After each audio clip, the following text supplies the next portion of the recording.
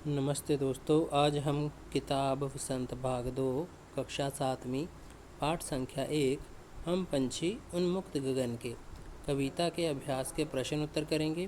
तो आइए वीडियो को शुरू करते हैं। प्रश्न संख्या 1 है, हम पंछी उन्मुक्त गगन के पाठ के रचयिता हैं भवानी प्रसाद मिश्र, सर्वेश्वर दयाल सक्सेना, शिव मंगल सिंह सुमन, महादेवी वर्मा। तो निम्नलिखित दिए गए नामों में से एक हम पंछी उन्मुक्त गगन के कविता के कवि हैं, उस पर सही का निशान लगाना होगा। पेपर में भी हमारे MCQ इसी प्रकार आते हैं। एक प्रश्न दिया होगा, 4 विकल्प दिए होंगे। तो इसका सही उत्तर है शिव मंगल सिंह सुमन। प्रश्न संख्या 2, पक्षी कहाँ का जल पीना पसंद करते हैं? नल का जल, वर्षा का जल, नदी झरनों का जल, पिंजरे में रखी कटोरी का जल। तो इसका सही उत्तर है नदी व झरनों का जल। प्रश्न संख्या 3 है, पंछी को बंधन किसका है? स्वर्ण का, स्वर्ण कहते हैं सोने को। श्रृंखला का, श्रृंखला कहते हैं जंजीरों को। स्वर्ण श्रृंखला का, तो स्वर्ण श्रृंखला होती है सोने की जंजीरें। या मनुष्य का, तो पंछियों को किसका बंधन है? तो निम्नलिखित में से उत्तर देना है। तो इसका सही उत्तर है स्वर्ण श्रृंखला का। प्रश्न संख्या 4 है, लंबी उड़ान में क्या क्या संभावनाएं हो सकती थी? विकल्प हैं, क्षितिज की सीमा मिल जाती।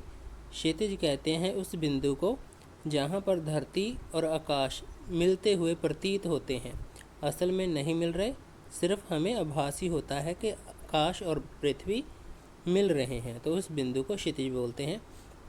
तो लंबी उड़ान में क्या क्या संभावनाएं हो सकती थी? क्षितिज की सीमा मिल जाती, सांसों की डोरी तन जाती, ये दोनों बातें हो सकती थी, या कुछ नहीं होता। तो इसका सही विकल्प है ये दोनों बातें हो सकती थी। प्रश्न संख्या 5, पक्षी क्यों व्यथित हैं? व्यथित मतलब परेशान या दुखी कह सकते हो।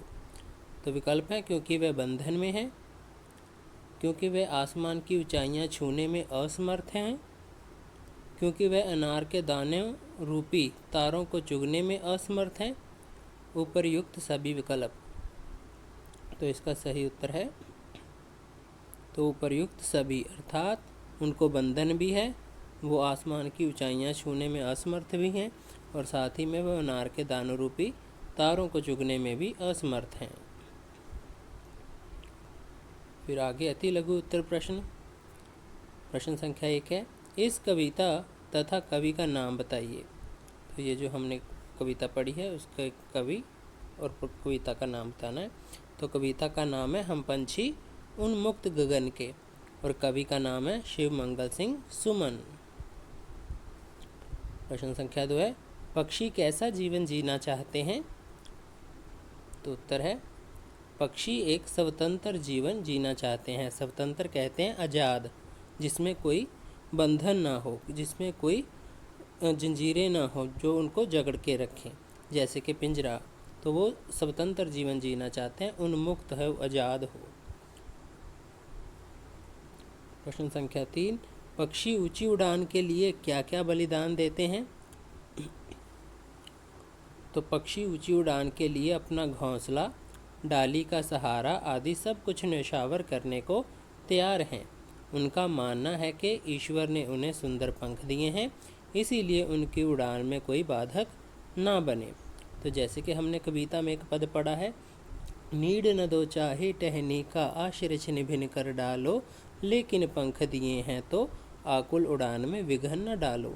तो इसी पद पर से ही इस प्रश्न का उत्तर है कि पक्षी अपना जो घोंसला है रहने के लिए वो भी त्यागना चाहते हैं, कि वो भले ही त्याग दें पर हमें, और जो सहारा है डाली का वो भी छीन लो, जो आश्रय है जिनका तो छिन भिन कर डालो, मतलब तो वो सब कुछ अपना निशावर करने के लिए तैयार हैं, सिर्फ अपने पंखों की बदौलत वो सिर्फ उड़ना चाहते हैं, क्योंकि वो चाहते हैं कि हमें उड़ने दिया जाए और हमारी जो उड़ान है उसमें कोई रुकावट ना हो, कोई विघ्न ना डाले, तो इसीलिए कोई बाधक ना बने, तो हमें सिर्फ उड़ना दो, अदरवाइज जो हमारा घोंसला है या हमारी जो टहनी है वो भी हमसे ले लो। तो अपना सर्वस्व निशावर करने के लिए वे तैयार हैं। प्रश्न संख्या 4, अपनी किन इच्छाओं को पूरा करने के लिए पिंजरे से आज़ाद होने के लिए व्याकुल हैं। तो अब पंछी हैं जो वो किन किन इच्छाओं को पूरा करने के लिए पिंजरे से आज़ाद होते हैं। तो ये कविता में से कि पक्षी नदी झरनों का बहता जल पीने, तेज गति से उड़ान भरने, नीले आसमान की सीमा तक उड़ने, पेड़ की फुनगी पर झूला झूलने, कड़वी बोरियां खाने और अनार रूपी दानों चुगने के लिए पिंजरे के बाहर निकलने के लिए व्याकुल होते हैं। तो हर एक पद में से जो एक एक लाइन है जो मेन है वही बात पूछ रहे हैं कि वो उनकी इच्छा क्या थी, क्यों वो पिंजरे से उड़ना चाहते थे, क्यों वो उड़ना पसंद करते थे। तो पहला ही है कि वो नदी और झरनों का जल पीना चाहते हैं। तो वो कहते भी हैं हम बहता जल पीने वाले और मर जाएंगे भूखे प्यासे। इसी प्रकार वो कहते हैं तेज गति से उड़ान भरने। तो जैसे वो कहते हैं ना, स्वर्ण श्रृंखला के बंधन में अपनी गति उड़ान सब भूले, तो वो फिर से अपनी उड़ान अपनी गति याद करना चाहते हैं और नीले आसमान तक उड़ना चाहते हैं। कि होती सीमाहीन सतज से इन पंखों की होड़ा होड़ी। तो वो जो क्षितिज है उस सीमा तक, आसमान का जो शोर है, तो उस वहाँ तक पहुँचना चाहते थे। और वो क्या कहते हैं कि बस सपनों में देख रहे हैं तरु की फुनगी पर के झूले, कि अर्थात पेड़ की जो टहनी है उस पर झूला झूलना सपने में ही देखते थे, असल में वो देखना चाहते थे, इसलिए वो उड़ने के लिए व्याकुल हैं। तो वो कहते हैं कि कड़वी नबोरियाँ ही खाने को क्यों ना मिल जाए। ठीक है, तो वो भी हमें पसंद है, किससे, जो हमें हमारे पिंजरे में सोने की कटोरी में जो खाना मिलता है उससे भी अच्छी तो हमें नीम की निबोलियाँ ही लगती हैं, निबोरियाँ ही लगती हैं। ठीक है, तो इसीलिए वो कहते हैं कि हमें कड़वा फल भी मिल जाए तो भी संतुष्ट हैं हम, बस हमें उड़ने दिया जाए। और क्या करना चाहते हैं, वो अनार रूपी दाने चुगने के लिए पिंजरे के बाहर निकलने के लिए व्याकुल होते हैं, कि वो आसमान में इतनी ऊंची उड़ान भरें कि जो तारे हैं उनको अपनी लाल सी चोंच खोलकर चुग लें। तो ये सब इच्छाएं थी जिसके कारण वो उड़ने के लिए, पिंजरे से बाहर जाने के लिए व्याकुल हैं। लघु उत्तरीय प्रश्न, पिंजरे में पक्षियों को क्या क्या कष्ट हैं। तो उत्तर है, पिंजरे में पक्षी खुले आसमान में उड़ान नहीं भर सकते, नदी झरनों का बहता जल नहीं पी सकते, कड़वी निबोरियाँ नहीं खा सकते, फुदक नहीं सकते, अपने पंख नहीं फैला सकते, अनार के दानों रूपी तारों को चुग नहीं सकते। इसके अतिरिक्त पिंजरे में पक्षियों को वह वातावरण नहीं मिलता जिसमें रहने के वह आदी हैं। तो जो कि हमने पहला प्रश्न उनकी इच्छाएं पढ़ी थी। ठीक है, तो वही इच्छाएं वो अपनी पूरी नहीं कर सकते, इसी वो सारी की सारी इसमें सिर्फ नहीं शब्द का प्रयोग करके आप इस प्रश्न का उत्तर दे सकते हैं कि पिंजरे में पक्षी खुले आसमान में उड़ान नहीं भर सकेंगे और नदी झरनों का बहता जल भी नहीं पी सकते, तो साथ ही कड़वी नबोरियाँ नहीं खा सकते। फुदकना मतलब होता है उछल कूद करना, तो फुदक नहीं सकते, अपने पंखों नहीं फैला सकते, क्योंकि पुलकित पंख टूट जाएंगे, जैसे ही उन्होंने बताया कि कणक तीलियों से टकराकर पुलकित पंख टूट जाएंगे। तो इसी प्रकार अनार के दाने रूपी तारों को चुग नहीं सकते। तो इसके अतिरिक्त पिंजरे में पक्षियों को वह पर्यावरण, वह वातावरण नहीं मिलता जिसमें रहने के वह आदी होते हैं।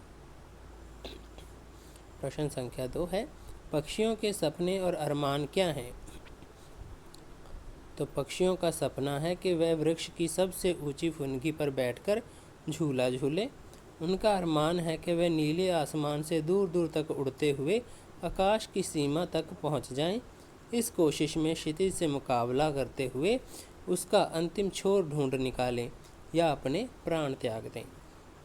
तो जो पक्षी हैं हमने कविता में पढ़ा, तो वो कहते हैं कि ऐसे थे अरमान के उड़ते नीले नभ की सीमा पाने, लाल किरण सी चोंच खोल चुगते तारक अनार के दाने, होती सीमाहीन सतज से इन पंखों की होड़ा होड़ी, या तो क्षितिज मिलन बन जाता या तनती सांसों की डोरी।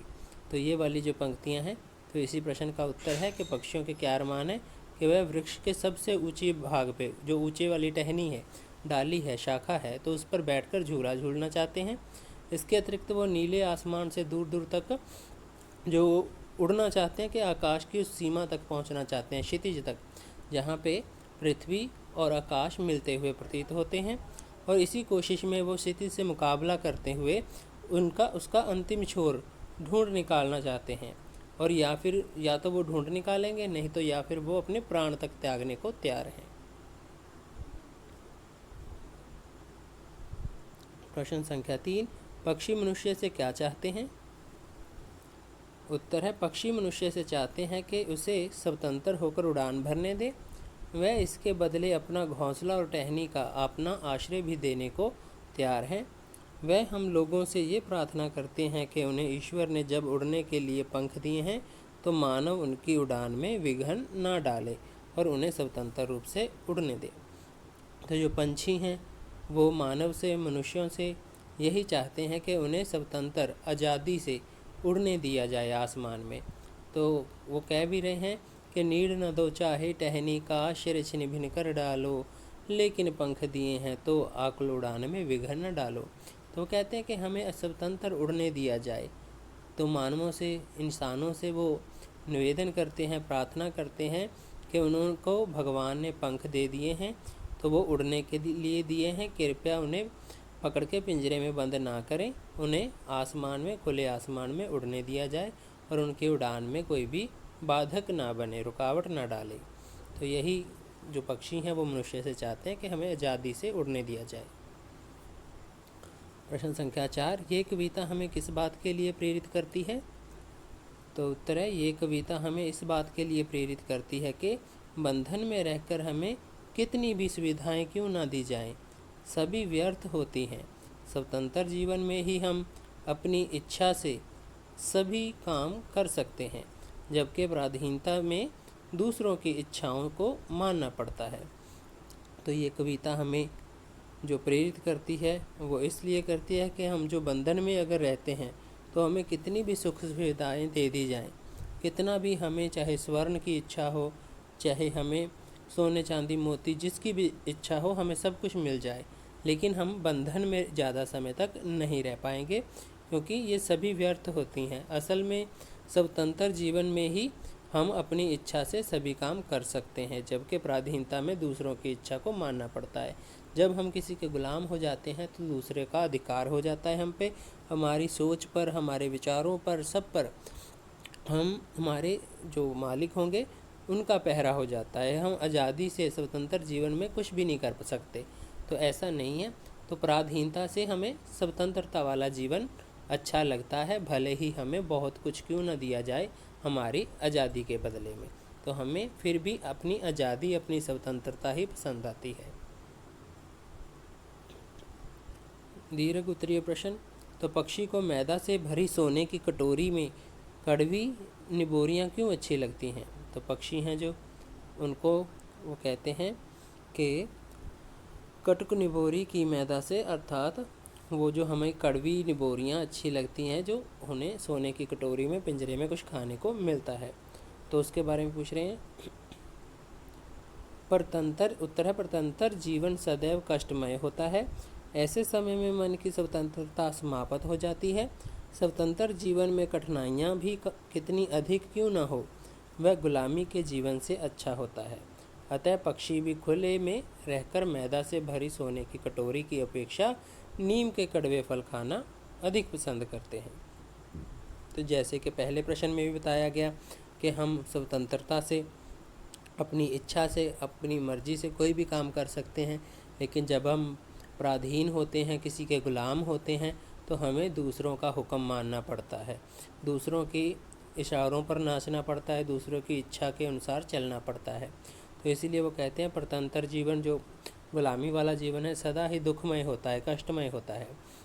तो ऐसे समय में क्या है, मन की जो स्वतंत्रता है, मन की जो आज़ादी है, वो ख़त्म हो जाती है, समाप्त हो जाती है। ठीक है। तो स्वतंत्र जीवन में जो कठिनाइयाँ भी, कितनी भी कठिनाइयाँ क्यों ना आ जाएं, ठीक है, तो वे भी गुलामी के जीवन से अच्छा होता है। अतः पक्षी भी खुले में रहकर मैदा से भरी सोने की कटोरियों की अपेक्षा नीम के कड़वे फल खाना अधिक पसंद करते हैं। कवि ने इस कविता के माध्यम से हमें क्या संदेश देना चाहा है? तो उत्तर है, कवि ने इस कविता के माध्यम से संदेश देना चाहा है कि प्राधीन सपनेहु सुख नाही, यानी स्वतंत्रता सबसे अच्छी है। स्वतंत्र रहकर ही अपने सपने और अरमान पूरे किए जा सकते हैं। प्राधीनता में सारी इच्छाएं खत्म हो जाती हैं। प्राधीन रहने से हमें अपनी मूलभूत आवश्यकताओं के लिए भी दूसरों पर निर्भर हो जाना पड़ता है। अतः कवि ने इस कविता के माध्यम से स्वतंत्रता के महत्व को दर्शाया है। अतः हमें पक्षियों को बंधी बनाकर नहीं रखना चाहिए, उन्हें आज़ाद कर आसमान में उड़ान भरने देना चाहिए। तो यहाँ पे जो दूसरे का स्पेलिंग है, तो यहाँ पे जो चंद्र बिंदु है वो नहीं आएगा, ठीक है, तो गलती से टाइपिंग में हो गया। तो जो हमारे कवि हैं, तो इस कविता के माध्यम से हमें संदेश देना चाहते हैं कि जो हम स्वतंत्र जीवन है जो हमारा, उसमें हम थोड़ी सी चीज़ पाकर भी संतुष्ट हो जाते हैं, अपनी इच्छा को पूरा कर सकते हैं, अपने अरमानों को पूरा कर सकते हैं। लेकिन जो परतंत्र वाला, पराधीनता वाला या गुलामी वाला जीवन है, उसमें हमारी जो सारी इच्छाएं हैं वो ख़त्म हो जाती हैं। क्योंकि हमें दूसरों की इच्छा की और दूसरे का हुक्म को मानना पड़ता है, दूसरे की इच्छा को पूरा करना पड़ता है, हमारी इच्छाएं ख़त्म हो जाती हैं। इसके अतिरिक्त हमारी जो जीवन रूपी जो मूल आवश्यकताएं हैं, मूल ज़रूरतें हैं, जो ज़िंदा रहने के लिए ज़रूरी चीज़ें हैं, उनके लिए भी दूसरों पर निर्भर हो जाना पड़ता है। जैसे हम गुलाम होंगे तो अपने मालिक की ओर ही देखेंगे छोटी छोटी चीज़ों के लिए कि हमें वो दे दे। लेकिन अगर हम आज़ाद हों, स्वतंत्र हों, तो हमें किसी के ऊपर निर्भर नहीं रहना पड़ता और हम अपने जीवन के जो फैसले हैं स्वयं ही लेते हैं। तो इसीलिए जो स्वतंत्रता का जीवन है उसका महत्व ज़्यादा है परतंत्र या पराधीन जीवन से। तो पक्षियों को बंदी नहीं बना के रखना चाहिए, उन्हें आज़ाद कर आसमान में उड़ने देना चाहिए, उड़ान भरने देना चाहिए।